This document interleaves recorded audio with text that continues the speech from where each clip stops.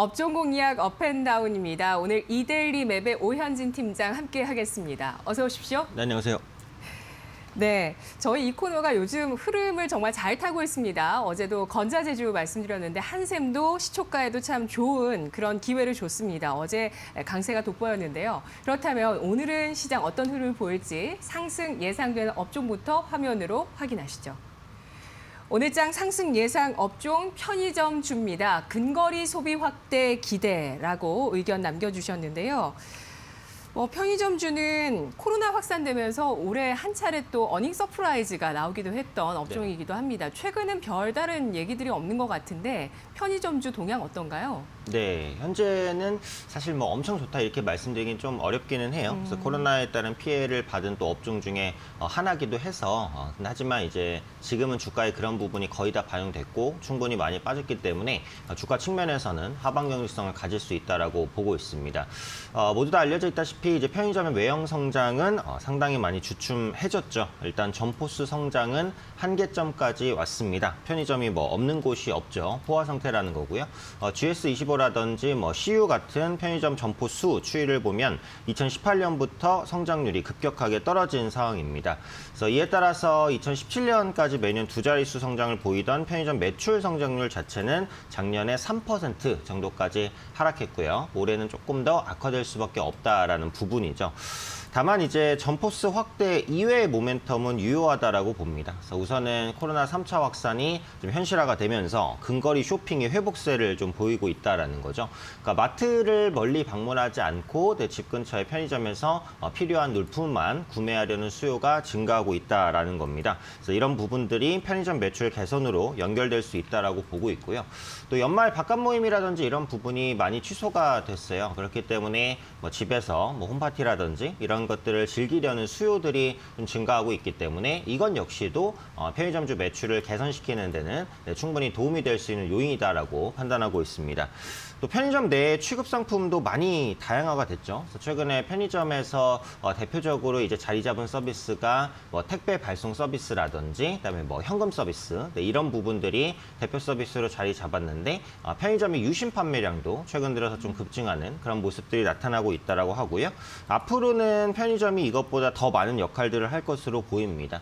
또 건강에 대한 관심이 높아지면서 뭐 과일이라든지 신선식품 판매도 증가하고 있는 모습이고요. 뭐 명품이라든지 와인 등 라인업이 다양화되고 있는 모습들 나타나고 있습니다. 그래서 GS25는 업계 최초로 그 명품을 상시 판매하기로 했고 괜찮은 그 판매량을 좀 보여주고 있고요. 또 얼마 전에는 뭐 150만 원 상당의 고가 와인 250병이 편의점에서 뭐 완판됐다 이런 소식들도 나오고 있어요. 그래서 네. 방문객 수 감소를 방문객당 매출 증가로 메꾸는 이런 모습들이 나타나고 있기 때문에 앞으로 영업이익 개선과 주가 반등이 동반될 수 있다라고 판단하고 있습니다. 네. 편의점에는 싼 와인만 있다는 인식이 있었는데 이러한 고정관념을 뒤집는 또 고가 와인을 출시하면서 또 소비자분들에게 굉장히 좋은 반응을 얻어냈습니다. 편의점주 하반기의 실적 전망은 좀 좋지 않았지만 가격 메리트를 확보했다는 점 주목을 해주셨고요. 지난 1분기에 GS 리테일이 깜짝 실적을 내놓았고 BGF 리테일은 1분기에 또 저조한 실적을 내놓았었습니다. 자, 편의점주 상승 예상 업종으로 알아봤고요. 하락 예상 업종 보겠습니다. 화면 확인하시죠. 오늘장 하락 예상 업종 바로 여행주입니다. 수요 회복은 아직이라는 의견 주셨는데요. 백신 랠리가 이어지면서 주목을 받았었던 섹터입니다. 또 더불어서 참 좋은 여행이 또 베팅을 했죠. 이렇게 안 좋고 또 거의 망해가기 직전까지의 이런 네네. 업황이라면 좀 미리 예약을 받겠다 해서 또 좋은 반응을 보였는데 여행주 차익 실현 매물 예상되시나요? 네, 아무래도 이제 업황 개선 속도보다는 주가가 올라온 속도가 좀 빨랐다라고 보기 때문에 뭐 이런 부분이 현재 위치에서는 좀 부담으로 작용할 수 있다고 생각합니다. 여행주는 그동안 포스트 코로나 기대감을 선반영하면서 단기간에 상당한 랠리를 보였죠. 그래서 하나투어, 모두투어, 참 좋은 여행 이런 종목군들의 그 11월 이후 평균 주가 상승률은 70% 정도입니다. 그래서 동기간의 지수 상승률을 몇 배 정도 상회하는 압도적인 상승세를 보였는데요. 말씀드린 대로 과도한 기대감 반영으로 판단이 되죠. 물론 긍정적인 부분은 있었습니다. 그래서 국내 여행이 단기간에 좀 증가가 된 건데 11월에 국내산 항공기 승객이 593만 명 수준입니다. 그래서 코로나 이전만큼 회복됐다 이건 아닌데 그러니까 이전 달인 10월 대비해서는 뚜렷하게 좀 회복되는 모습들이 나타났습니다. 다만 이제 최근에 수도권 중심으로 코로나 재확산이 진행 중이기 때문에 국내 여행도 다시 위축될 가능성은 충분히 생각해 봐야 된다라는 거고요. 더 중요하다고 볼 수 있는 해외여행은 여전히 개선이 되지 못하는 상황입니다. 2분기와 3분기 하나투어의 모두 투어의 그 홀세일 실적을 보시면요. 그 화면에 보시는 대로 9월까지 회복세는 전혀 나타나지 않고 있습니다. 연말에도 반등하기는 역시 좀 어렵겠죠. 그래서 올해 상반기까지만 해도 이제 증권사에서 올해까지 이제 코로나 여파가 있고 내년부터는 또 여행이 회복될 수 있다. 이런 전망, 컨센서스, 리포트를 내놨었어요. 하지만 지금에 와서는 이런 리포트가 바뀌죠. 내년 상반기까지도 여행이 회복되기는 좀 어렵다. 하반기를 좀 기대해 봐야 된다. 이렇게 여행주의 업황이 개선되는 시기를 증권사에서 좀 늦추고 있는 상황이기 때문에 이런 부분들이 주가의 부담으로 작용할 수 있다라고 보셔야 되겠고요. 백신 개발 이슈는 계속 나옵니다. 접종도 시작이 됐고요. 하지만 안전성에 대한 테스트라든지 이런 부분들, 부작용에 대한 리스크를 감안을 해야 되고 글로벌적으로 널리 접종되기까지는 정말 또 많은 시간이 걸릴 거라고 현재 시점에서는 또 생각을 하고 있어요. 그래서 이런 부분들을 봤을 때 백신에 대해서 여행주 회복 기대감까지 너무 과도하게 빠르게 연결하기는 조금 어렵지 않을까. 그래서 지금 위치에서는 차익 실현이 나올 가능성도 염두를 해두셔야 되지 않을까 생각됩니다. 네. 내수주의 성격을 띠고 있습니다. 여행주, 백신의 보급까지의 또 기간이 불투명하다는 점에서 현재 과도한 주가 상승을 또 기대감을 선반영하면서 보였기 때문에 주의하자는 의견 제시됐습니다. 그렇다면 오늘장 핵심 공략주 어떤 종목이 될까요? 지난 1분기에 좀 엇갈렸던 실적 잠깐 말씀을 드렸는데 GS 리테일 같은 경우는 그때 이제 슈퍼와 편의점 쪽에서 비용 개선이 있었다고 합니다. 네네. 그러면 1분기는 좀 기고 효과가 있을 수 있기 때문에 부담이 될 것 같고 BGF 리테일은 계속 안 좋을까라는 생각이 들고요. 어떤 종목 보시나요? 네, 저는 이제 BGF 리테일을 가지고 왔는데요. 그러니까 BGF 리테일이 GS 리테일보다 실적이 안 좋았던 이유가 있습니다. 네. 왜냐하면 BGF 리테일은 특수점포에 대한 매출 비중이 높아요. 특수점포라는 건 관광지, 학교, 이런 여행지 이런 곳에 있는 점포가 GS 리테일보다는 압도적으로 많았는데 코로나에 대한 영향을 당연히 직접적으로 받죠. 그러다 보니까 당연히 이제 GS 리테일보다 실적이 안 좋을 수밖에는 없었어요. 하지만 이런 부분들이 앞으로는 좀 개선될 수 있을 것이다 이렇게 보고 있고요. BGF 리테일은 그 GS 리테일과는 조금 다르게 편의점 매출이 100%를 차지하는 순수 편의점 기업입니다. 그래서 네. 편의점 업황이 회복되면 사실상은 이제 GS 리테일보다 BGF 리테일이 더 빠르게 실적이 개선될 수 있다라는 부분이고요.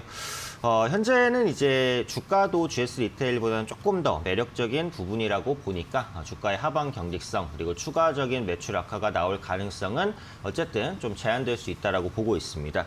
또 신선식품과 간편식을 비롯한 고부가 상품 매출이 확대가 되죠.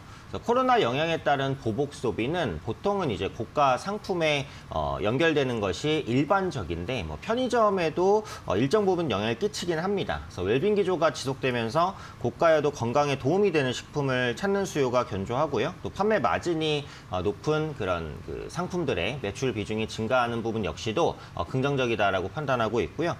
네이버의 스마트 주문이 전국적으로 확대 도입이 되고 있습니다. 네이버가 지금 편의점 CU, 그다음에 GS25와 함께 그 배달 서비스를 좀 시작하기로 했어요. 그래서 이번에 그 CU에서 시범 사업을 5,000점에 했었는데 반응이 좀 괜찮았어요. 그러니까 네. 편의점에서도 배송 서비스가 성공할 수 있다라는 가능성을 열었다 이렇게 보시면 되겠죠. 그래서 네이버 같은 경우 주문을 네. 네이버가 받고 배송은 편의점이 하는 건가요? 그렇죠. 그래서 네. 네이버에서 이제 스마트 주문으로 편의점에서 배송될 물품을 주문을 하게 되면 편의점에서 해당 상품과 이제 택배비 3,000원이 플러스로 이제 듭니다. 그래서 그 부분을 감안을 해서 배달하는 거고 근거리예요. 그러니까 집에서 1.5km 이내로 떨어진 그 편의점. 네, 거기서만 이제 배달해 주는 거거든요. 그래서 근거리로 이제 온라인으로 편의점에서도 물품을 배송할 수 있고 이런 부분들을 전국망으로 지금 구축할 것으로 보여지고 있어요. 그래서 네. 편의점이 이제는 방문만 해서 수익을 내는 게 아니라 배송도 본격적으로 시작하고 있다라는 점까지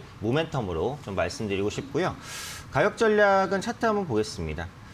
BJF 리테일은 하락 추세를 계속해서 보이다가 최근에 바닥을 찍고 약간의 반등을 시도하는 모습입니다. 저점이 조금씩은 높아지고 있기 때문에 바닥은 확인하는 구간이다라고 판단하고 있어요. 네. 자, 현재 주가 12만 7,500원 근처에서 접근 가능하다고 보겠고요. 목표가는 이 11월 고점이었던 14만 5천 원, 손절가는 12만 원 정도로 설정해 보도록 하겠습니다. 네.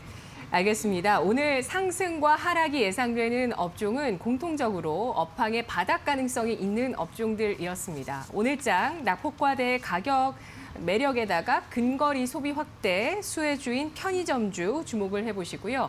여행주는 포스트 코로나 기대감이 선반영된 가운데 여객의 회복 수요 회복에 대한 지연 가능성에 따라서 하락이 예상되고 있습니다. 그리고 오늘 공략 종목으로는 주가 바닥을 확인하고 있는 그리고 앞으로의 또 모멘텀이 예상되고 있는 BJF 리테일 알아봤습니다. 네이버 스마트 주문 과연 소비자들에게 어떤 반응을 이끌어낼지 또 뉴스 계속 추적을 해보셔야 되겠네요.